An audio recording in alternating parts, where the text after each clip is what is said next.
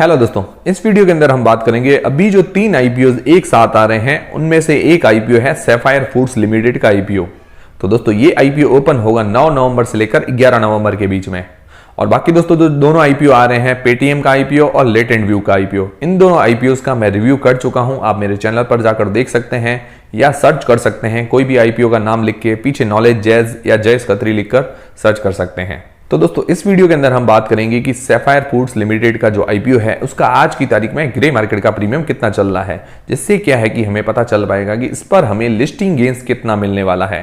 फिर दोस्तों बात करेंगे कि ये कंपनी काम क्या करती है और दोस्तों सैफायर फूड्स और देवयानी इंटरनेशनल में क्या डिफरेंसेस है और क्या सिमिलरिटी है। मतलब ये दोनों एक जैसी कंपनियां नजर आ रही है, तो इनमें क्या डिफरेंस और क्या सिमिलरिटी है। फिर दोस्तों बात करेंगे इस कंपनी के फाइनेंशियल के बारे में, मतलब ये कंपनी साल दर साल प्रॉफिट वगैरह जनरेट कर रही है या लॉस मेकिंग कंपनी है।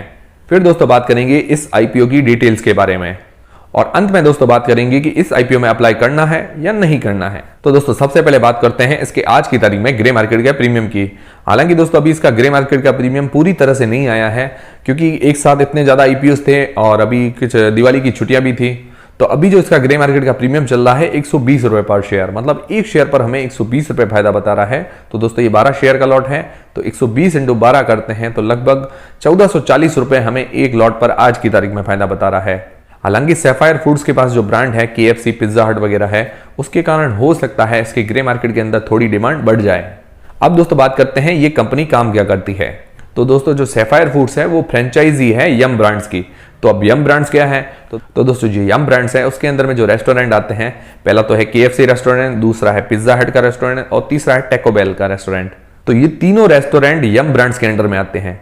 तो सैफायर फूड जो है यम ब्रांड्स की फ्रेंचाइजी है, मतलब इसको अगर KFC, पिज्जा हट या टैको बेल के रेस्टोरेंट खोलने हो तो उसको यम ब्रांड से फ्रेंचाइजी लेनी पड़ेगी। तो दोस्तों यही फ्रेंचाइजी देवयानी के पास भी है। तो इन दोनों में डिफरेंस क्या है। अब दोस्तों आप सोच रहे होंगे कि देवयानी इंटरनेशनल के पास भी यम ब्रांड्स की फ्रेंचाइजी है। तो दोस्तों ये दोनों ही फ्रेंचाइजी है यम ब्रांड्स की, पर इन दोनों के अंडर में जो रेस्टोरेंट आते हैं वो अलग अलग हैं। मतलब यूं माने तो इन दोनों का एरिया अलग अलग है, बाकी काम दोनों ही सेम करते हैं, मतलब दोनों ही यम ब्रांड्स की फ्रेंचाइजी है। पर इनके अंडर में जो रेस्टोरेंट है वो कुछ सैफायर फूड्स के पास है, कुछ देवयानी इंटरनेशनल के पास है। और दोस्तों जो सैफायर फूड्स है वो लार्जेस्ट फ्रेंचाइजी है यम ब्रांड्स की इंडियन सब कॉन्टिनेंट के अंदर इन टर्म्स ऑफ रेवेन्यू। मतलब इंडियन सब कॉन्टिनेंट मतलब होता है भारतीय उपमहाद्वीप, जिसके अंदर बांग्लादेश, भूटान, श्रीलंका जैसे भी देश साथ में शामिल होते हैं। तो भारतीय उपमहाद्वीप के अंदर ये रेवेन्यू के मामले में सबसे बड़ी फ्रेंचाइजी है सैफायर फूड्स। और दोस्तों जो देवयानी इंटरनेशनल है इंडिया के अंदर सबसे बड़ी फ्रेंचाइजी है यम ब्रांड्स की।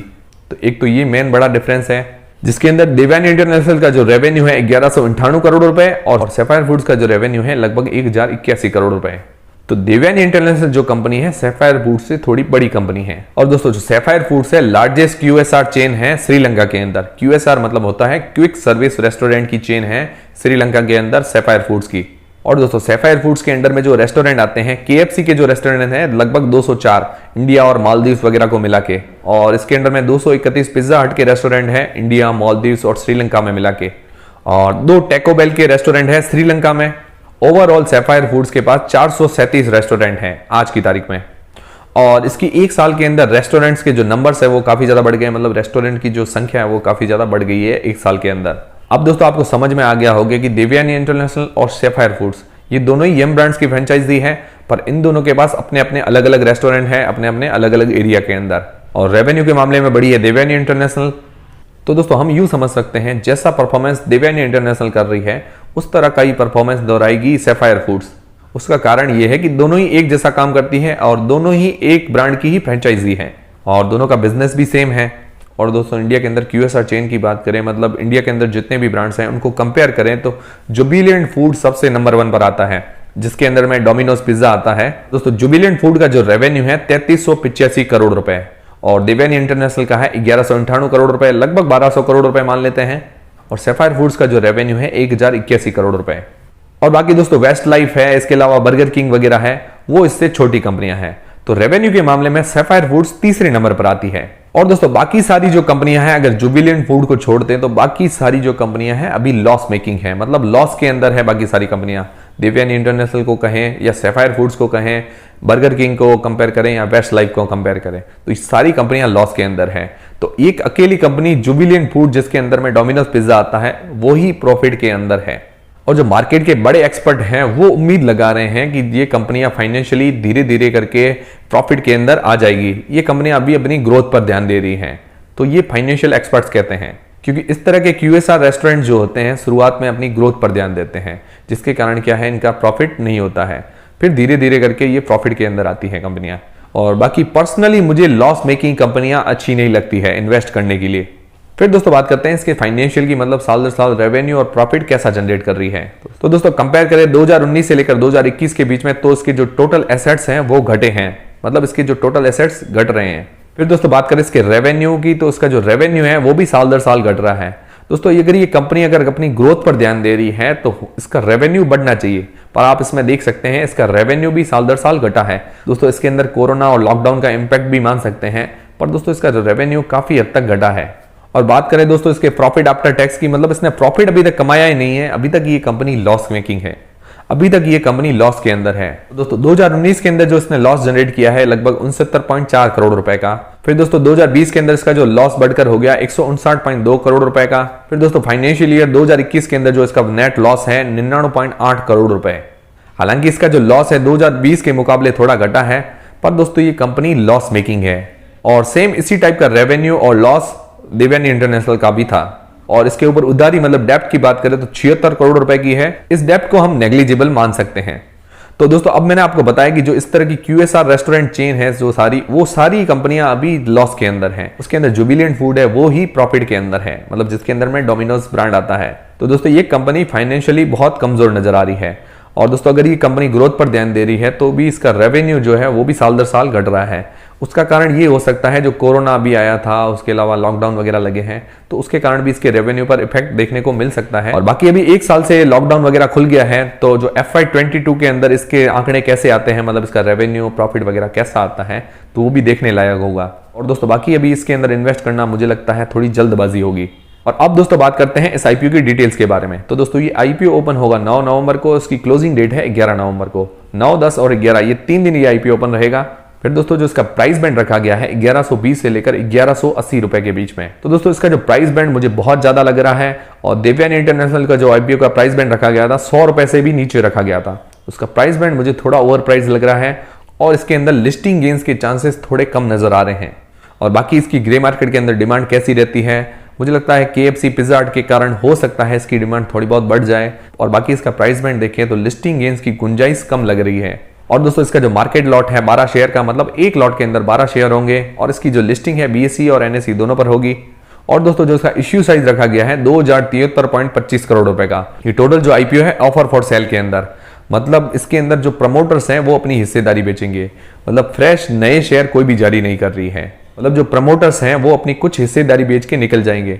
जनरली ये माना जाता है जिसके अंदर ऑफर फॉर सेल ज्यादा होता है वो थोड़ा IPO थोड़ा डेंजरस माना जाता है। फिर दोस्तों बात करते हैं इस IPO के टाइम टेबल के बारे में। तो दोस्तों जो इसका अलॉटमेंट है हमें 16 तारीख को पता चलेगा। और दोस्तों अगर हमारे IPO अलॉट नहीं होता तो जो रिफंड आएंगे 17 तारीख को। और अगर हमारे IPO अलॉट हो जाता है तो शेयर जो हमारे डीमेट अकाउंट के अंदर आएंगे 18 तारीख को। और दोस्तों इस IPO की जो लिस्टिंग डेट है वो है 22 तारीख को, मतलब 22 नवंबर को ये शेयर मार्केट के अंदर लिस्ट हो जाएगा। इसके साथ एक और IPO लिस्ट होने जा रहा है लेटेंट व्यू का IPO, तो इन दोनों की लिस्टिंग पर थोड़ा बहुत असर देखने को मिल सकता है। फिर दोस्तों लॉट साइज की बात करें तो एक लॉट के अंदर 12 शेयर होंगे और मिनिमम हमें इन्वेस्ट करने पड़ेंगे 14,160 रुपए। और मैक्सिमम हम लॉट अप्लाई कर सकते हैं 14 लॉट 2 लाख के अंदर में। और दोस्तों इस IPO का जो ऑफिशियल रजिस्ट्रार है वो है लिंक्डइन टाइम, मतलब लिंक्डइन टाइम की वेबसाइट पर हम इसका अलॉटमेंट स्टेटस चेक कर सकते हैं। अब दोस्तों बात आती है कि इस IPO में हमें अप्लाई करना चाहिए या नहीं करना चाहिए। तो दोस्तों सबसे पहले तो बात करें इसके फाइनेंशियल परफॉर्मेंस की। तो दोस्तों इसके फाइनेंशियल बहुत कमजोर नजर आ रहे हैं, मतलब ये कंपनी फाइनेंशियली बहुत वीक नजर आ रही है। और इसका रेवेन्यू भी है वो साल दर साल घट रहा है, तो 2-3 साल से इसके रेवेन्यू के अंदर भी ग्रोथ नहीं है। फिर दोस्तों बात करते हैं लिस्टिंग गेन्स के हिसाब से, मतलब इसका ग्रे मार्केट का प्रीमियम वो भी अभी कम चल रहा है, मतलब 120 रुपए पर शेयर पर चल रहा है। और फिर बात करें इसके प्राइस बैंड की, तो दोस्तों इसका जो प्राइस बैंड रखा गया है वो मुझे बहुत ज्यादा लग रहा है। और इसके अलावा जो ये पूरा IPO है ऑफर फॉर सेल के अंदर, मतलब जो प्रमोटर्स हैं वो अपनी हिस्सेदारी बेचकर निकल रहे हैं। इसके अलावा नए शेयर कोई भी जारी नहीं कर रही है। और दोस्तों बाकी QSR रेस्टोरेंट से कंपेयर करें तो जुबिलिएंट फूड एक अकेली ऐसी कंपनी है जो प्रॉफिट के अंदर है। बाकी सारी जो कंपनियां हैं वो अभी लॉस मेकिंग कंपनियां हैं, जैसे देवयानी इंटरनेशनल है, सैफायर फूड्स है, बर्गर किंग है, वेस्ट लाइफ है, ये सारी कंपनियां अभी लॉस मेकिंग कंपनीज हैं। और दोस्तों जो एक्सपर्ट्स हैं वो उम्मीद जता रहे हैं कि ये कंपनियां आने वाले टाइम में प्रॉफिट मेकिंग हो सकती है। पर दोस्तों अभी के हालात देखें तो ये कंपनी अभी लॉस मेकिंग है, तो इस हिसाब से इस कंपनी के अंदर इन्वेस्ट करना थोड़ा रिस्की हो सकता है। तो अगर आप इसके अंदर इन्वेस्ट करें तो थोड़ा संभल कर इन्वेस्ट करें। और बाकी दोस्तों फिर भी आप इस आईपीओ के अंदर अप्लाई करना चाहते हैं तो मुझे लगता है इस आईपीओ के अंदर हमें वेट करके अप्लाई करना चाहिए। मतलब हमें पहले और दूसरे दिन का सब्सक्रिप्शन देखना चाहिए और इसके अलावा इसके ग्रे मार्केट के प्रीमियम में कितना बदलाव आता है वो भी हमें देखना चाहिए। उसके बाद इस आईपीओ के अंदर हमें अप्लाई करने का डिसीजन लेना चाहिए। और दोस्तों इसको पहले दूसरे दिन सब्सक्रिप्शन वगैरह कितना मिलता है, इसके ग्रे मार्केट के प्रीमियम में कितना बदलाव आता है, तो उस पर भी वीडियोस आ जाएंगे। और बाकी दोस्तों अगर आप इसमें लॉन्ग टर्म के लिए भी इन्वेस्ट करना चाहते हैं तो मुझे लगता है FY22 के आंकड़े देखकर ही इसके अंदर इन्वेस्ट करें। मतलब इसके रेवेन्यू प्रॉफिट के अंदर कैसी ग्रोथ देखने को मिलती है वो देख के उसके बाद इसके अंदर इन्वेस्ट करने का सोचें। तो दोस्तों सैफायर फूड्स लिमिटेड के आईपीओ पर हमारा वीडियो अगर आपको पसंद आया है तो वीडियो को लाइक जरूर करें और दोस्तों चैनल को सब्सक्राइब कर लें। ऐसे और भी वीडियोस हमारे चैनल पर आपको मिलते रहेंगे। मिलते हैं दोस्तों नेक्स्ट वीडियोस के अंदर।